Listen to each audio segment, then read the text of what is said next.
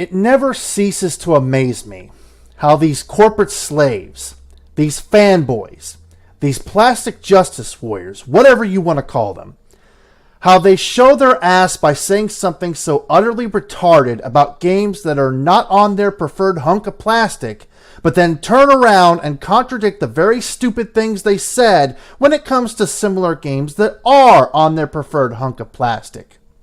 If you haven't seen what's gone down over the last couple of days on my Twitter, then hold on tight, because you're in for a treat. Allow me to regale you with all the juicy details. So yesterday on Twitter, I saw that Morgana Days, aka Brandon, the slow-talking motherfucker, had liked a video from Resurrection that was done about 7 months ago, and was about Xbots extraordinaire Livewires gamer. I watched said video and liked it myself so it'd post on my Twitter profile as well. This video had my attention because it was a response to Livewire's response video towards Resurrection's first video about Livewires. Resurrection, of course, played bits of Livewire's video, and one part especially stuck with me, which was when Livewires accused Resurrection of taking him out of context regarding the dumb shit he's posted on Twitter and what have you. I remembered that Livewires has used this out-of-context defense mechanism many, many times, so I decided to tweet directly at him, which is what you're seeing on the screen right now. One of my Twitter followers and I decided to have a little discussion about it, when in walks Livewires himself with a typical retarded response. After I replied back clowning his dumb ass, I decided for shits and giggles, I would go wade around in the sewage heap that is his Twitter page. I was specifically looking for the original tweet he made that he got clowned for, where he basically stated that Persona 5 was a game for pedophiles. Not only did I find several tweets on the subject, I actually stumbled upon this little gem you're seeing on the screen that nobody really talked about. I don't know what it is with this dude and pedophilia, homosexuality, and racism, but yeah, it seems pedophilia is to this guy what grandmothers are to Next Gen 720. Just as a side note, Livewires, if you end up responding to this, I don't want to hear no bullshit about you being taken out of context. You've already gone to that well so many times that it's all dried up anyway. It's right there, clear as day, black and white. He thinks that adults that like Crash Bandicoot, probably due to the implied kiddie nature brought on by anthropomorphic characters, are pedophiles. This one tweet got the ball rolling on some massive ass exposure, because a lot more people than usual liked, commented, and retweeted what I posted. As a result, I decided to post some more screen caps of some of the stupid shit he's posted on Twitter, as well as quoted others before I called it a day. Fast forward to today. I get on Twitter again and thought to myself, you know, the shit I did with Livewires yesterday was fun and got a good response. Let's go ahead and do some more of it. So I plugged my nose to be able to tolerate the putrid stench of his Twitter page and dove back in. And it didn't take me long to stumble upon the motherlode. This tweet posted just today of him basically hyping Super Lucky Tales, a game that also has an implied kiddie nature brought on by anthropomorphic characters.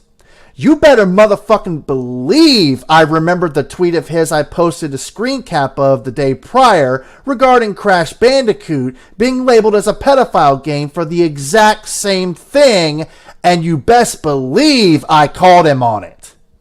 So let me get this straight. Crash Bandicoot has an implied kiddie nature brought on by anthropomorphic characters, which means adults who are fans of it are pedophiles according to Livewires. But Super Lucky Tales, which also has an implied kiddie nature brought on by anthropomorphic characters, is not only A-OK to Livewires, but it's also worth hyping up? Oh wait, that's right, I forgot. How silly of me. Super Lucky Tales is on the Xbox One platform and not the PS4, so he gets a pass, right?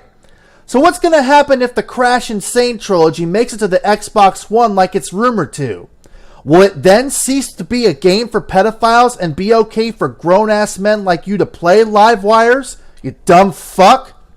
My grown-ass 27-year-old girlfriend loves these types of games, specifically the Ratchet & Clank series and the Sly Cooper series.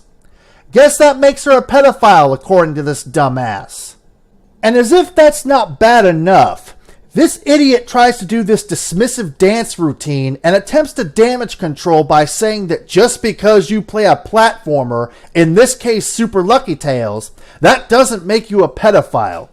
Completely ignoring the fact that the game he did say was for pedophiles was also a platformer. You're fucking exposed, chump stain. Fucking exposed. Anyways, this one tweet about Super Lucky Tales, combined with the tweet I posted the day prior about Crash Bandicoot, caused a massive chain reaction leading to catastrophic exposure, as a couple of people also posted about the same thing mere hours later using my exact Crash Bandicoot screen cap, no less.